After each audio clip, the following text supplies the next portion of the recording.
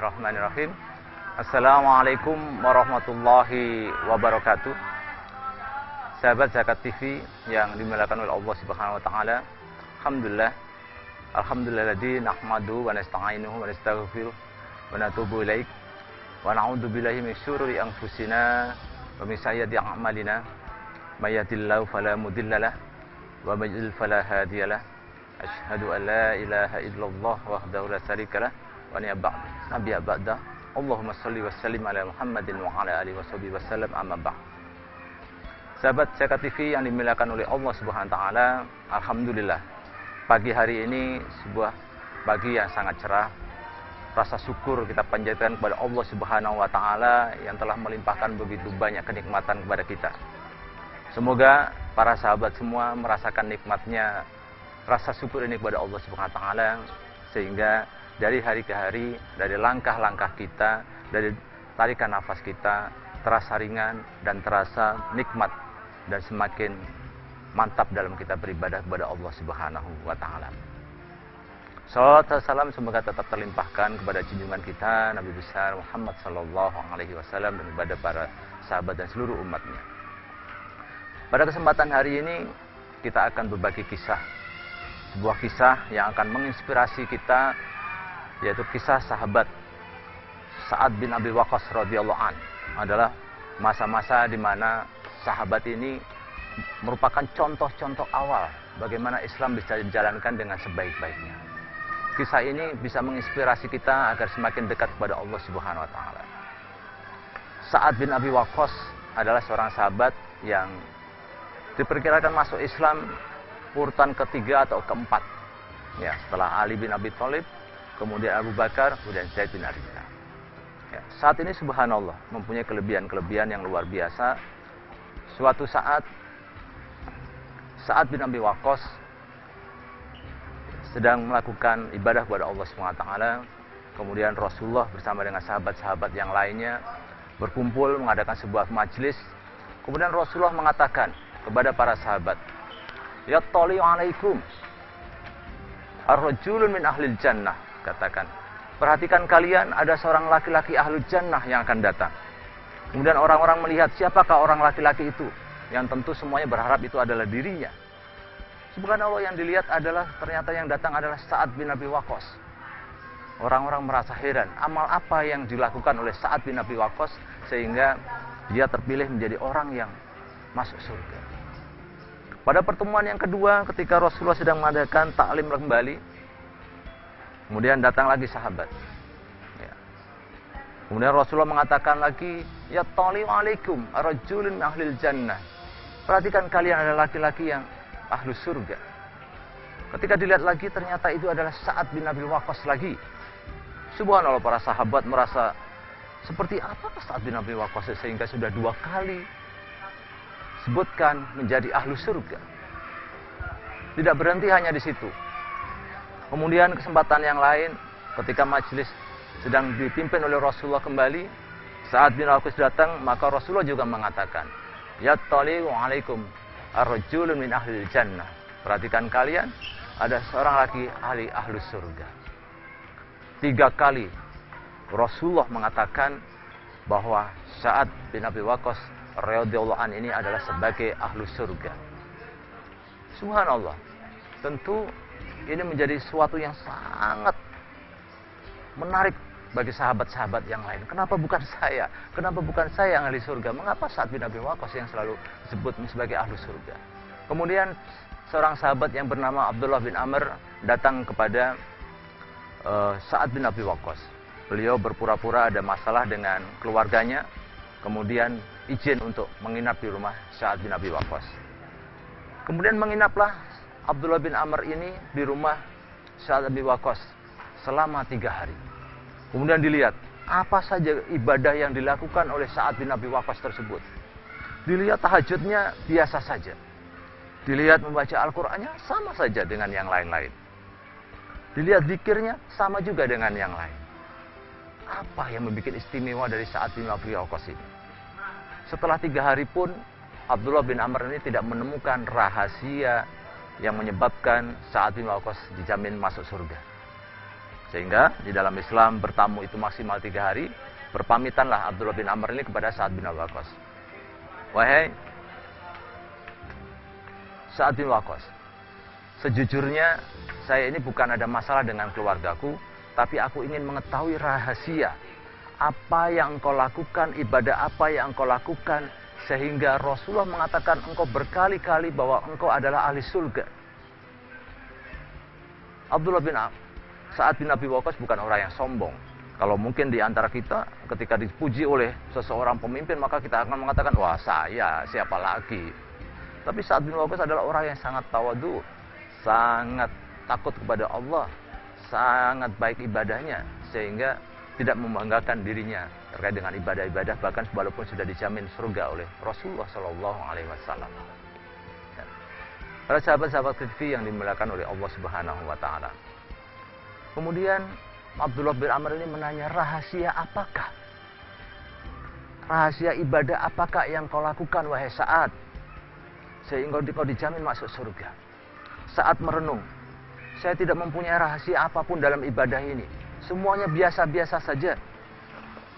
Seperti yang kau lihat dalam keseharian. Makan, minum, puasa seperti biasanya, membaca Al-Quran biasanya, tahajud seperti biasanya, dan lain-lain.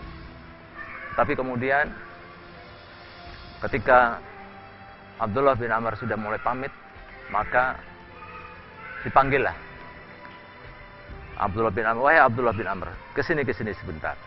Ya. Sebenarnya ada satu mungkin yang engkau perlu pelajari apa yang sudah aku lakukan yang mungkin engkau tidak mengetahui. Yaitu setiap aku mau tidur, maka aku melakukan aktivitas yang tidak bisa dilihat orang, yaitu aku mengikhlaskan.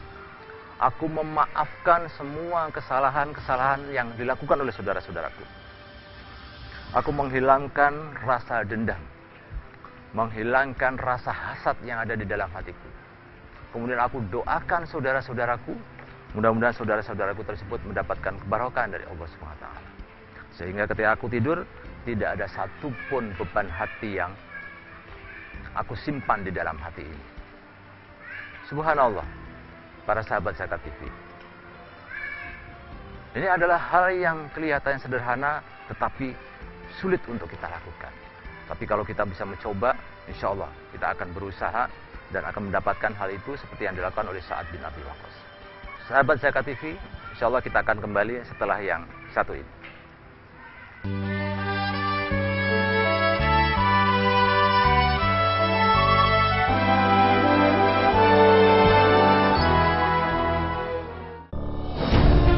Ketika keindahan dunia merebak keselarasan, berbagi kemesraan. Ketika sejuta tangan merangkai kebahagiaan dalam kehidupan yang harmoni. Ketika zakat Anda wujudkan indahnya dunia.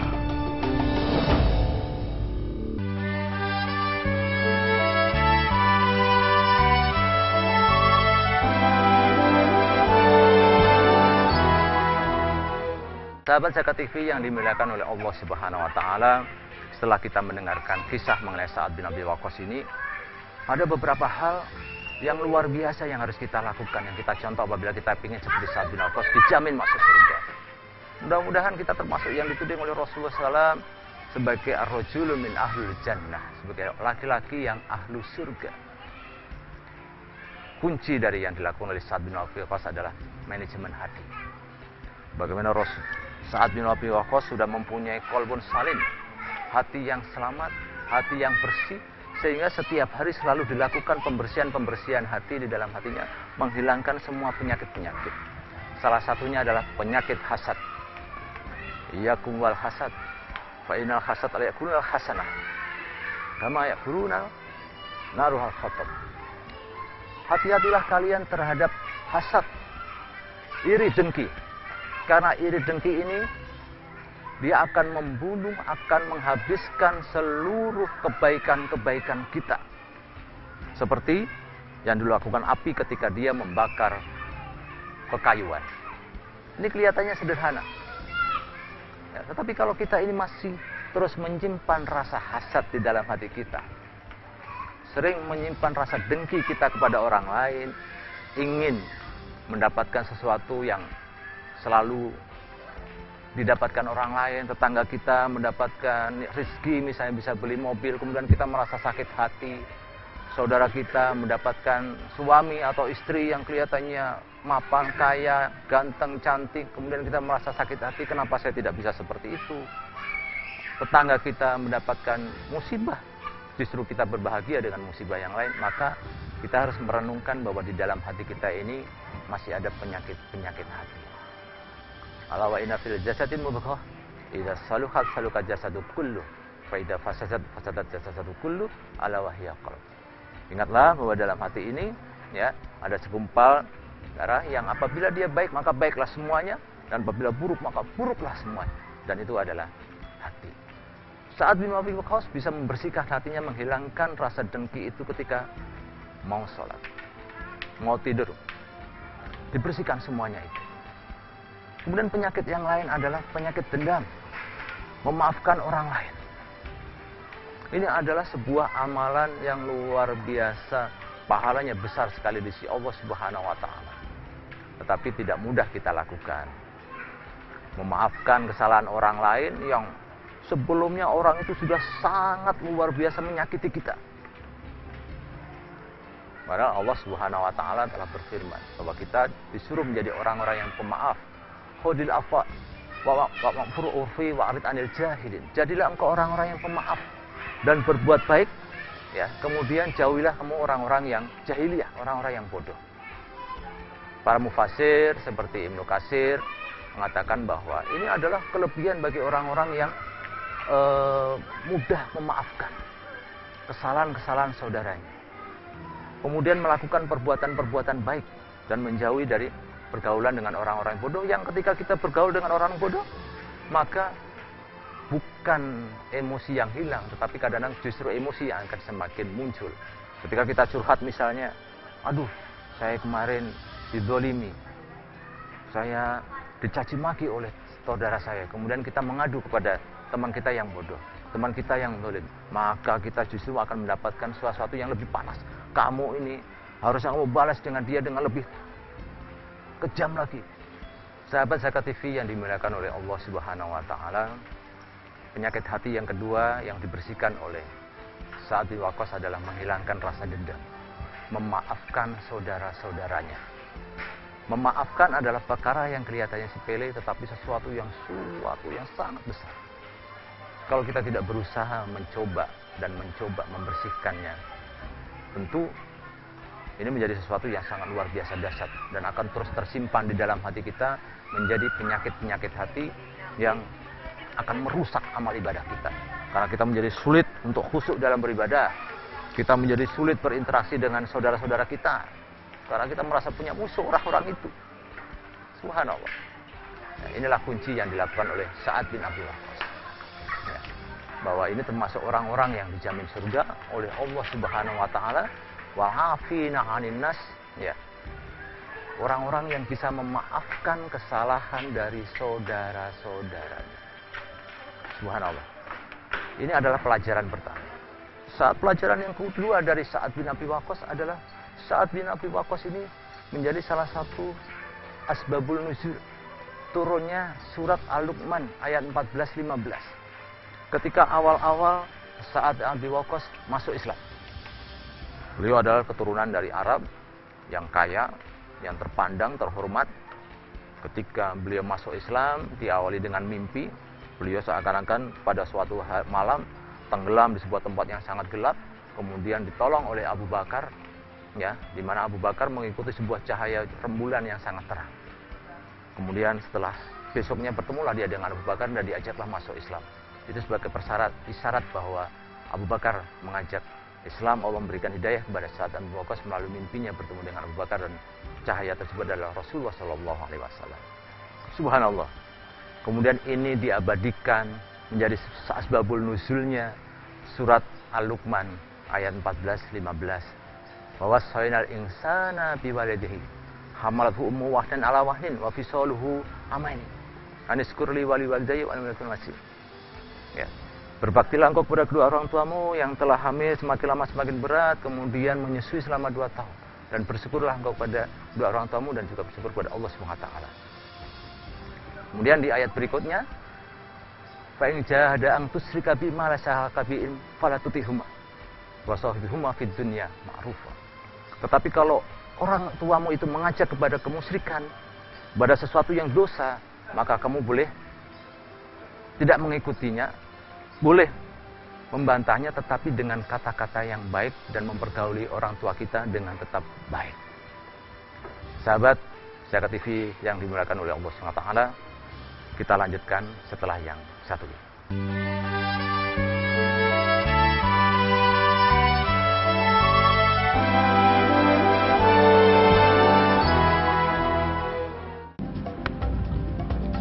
Semangat kemenangan harus berasal dari sportivitas yang datang dari hati. Saya Bambang Pamungkas, saya zakat di Dompet Duafa. Keluarga adalah sumber inspirasi saya. Kehangatannya datang dari hati. Saya Inneke Kusharawati, saya zakat di Dompet Duafa. Berbagi memudahkan rezeki, karena datang dari hati. Saya Ipo Santosa, zakat di Dompet Duafa. Dompet Duafa.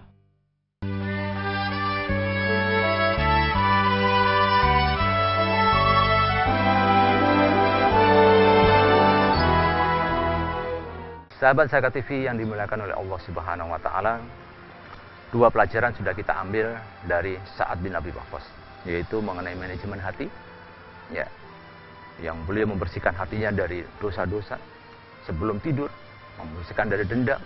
Kemudian yang kedua, pelajaran yang kedua, bagaimana beliau diabadikan oleh Allah Subhanahu wa taala di dalam Al-Qur'an surat Luqman tentang kewajiban berbakti kepada orang tua.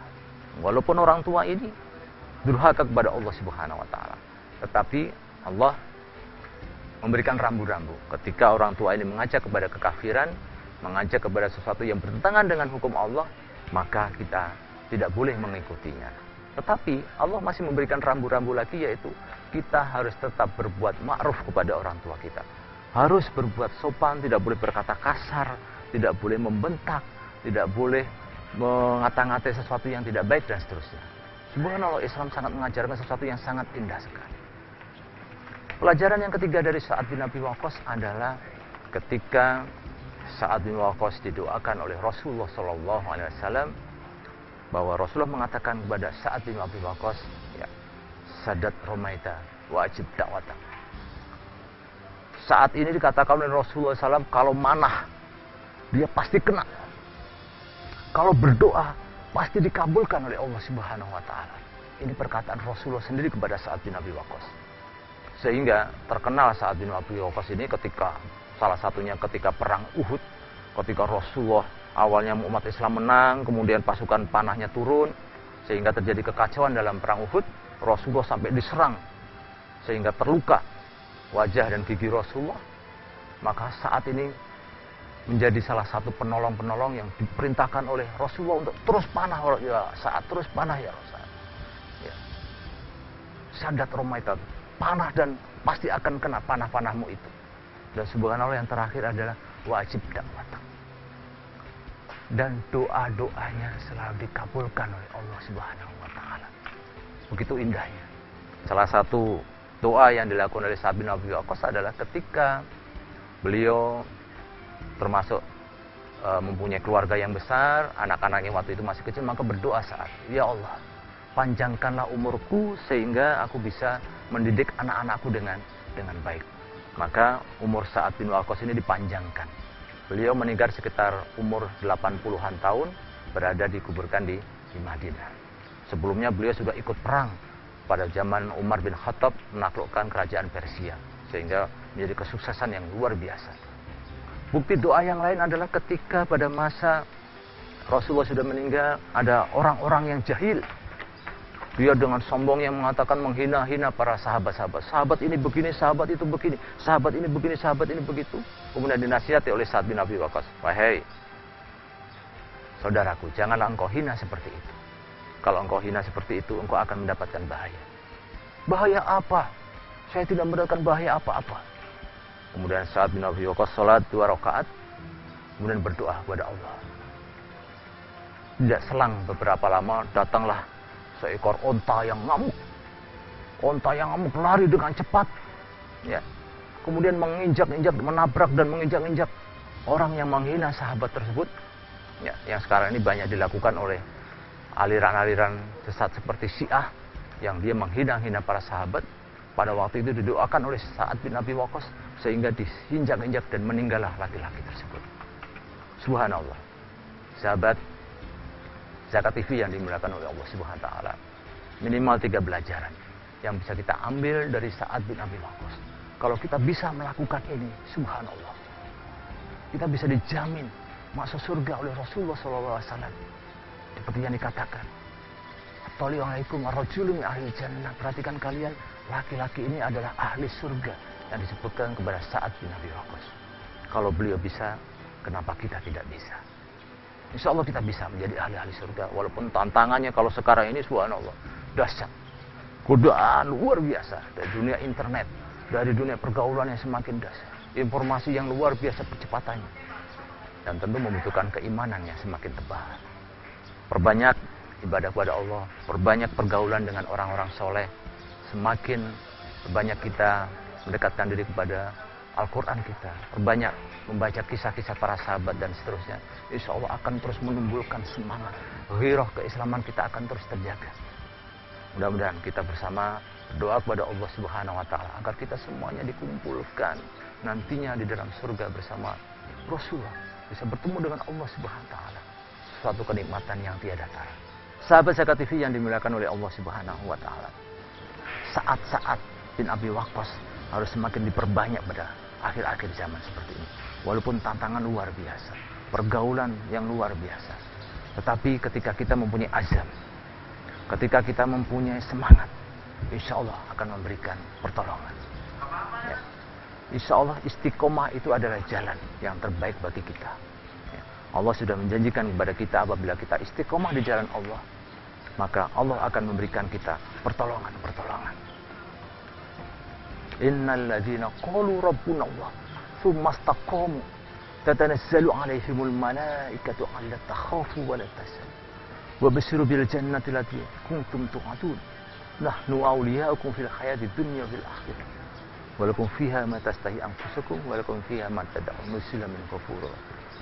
Ketika orang-orang menyatakan bahwa Tuhannya ada Allah, kemudian dia beristiqomah, mantap terhadap semua godaan-godaan yang ada, maka Allah menurunkan malaikat-malaikatnya menolong kita. Katakan jangan takut, jangan khawatir, balasan kita adalah surga. Allah lah pelindung-pelindung kita baik di dunia maupun di akhirat. Inilah janji Allah yang diberikan kepada kita. Kita tidak usah ragu. Kita lanjutkan perjuangan kita ini walaupun begitu banyak tantangan. Ya, kadang-kadang kita dicap sebagai soalim, kita dicap mungkin sebagai teroris mungkin, atau kita dicap sebagai orang yang puritan, tradisional, yang masih terbelakang karena kita memegang agama kita. Kita terbiasa membawa Al-Quran, kita terbiasa membawa kitab-kitab, kita terbiasa dengan pakaian-pakaian ketakwaan kita. Sehingga cap-cap seperti ini kadang membuat kita menjadi ragu. Ya. Tetapi ketika kita kembali membaca sirah dari Nabawiyah yang dicontohkan oleh Sa'ad bin Abi Waqqas, maka semangat ini akan tumbuh.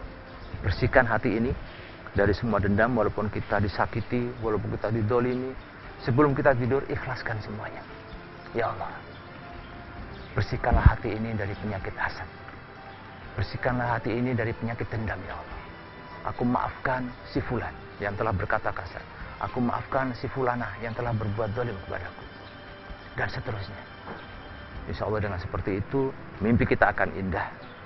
Ya, kita akan insya Allah tenang dan akan menjadi kolbun salim seperti yang dicontohkan oleh Sa'ad bin Abi Waqqas. Sahabat Zakat TV, inilah yang bisa saya sampaikan pada kesempatan yang mulia ini. Mudah-mudahan bisa kita ambil hikmahnya bersama, bisa kita jadikan suri tauladan dalam kehidupan kita sehari-hari.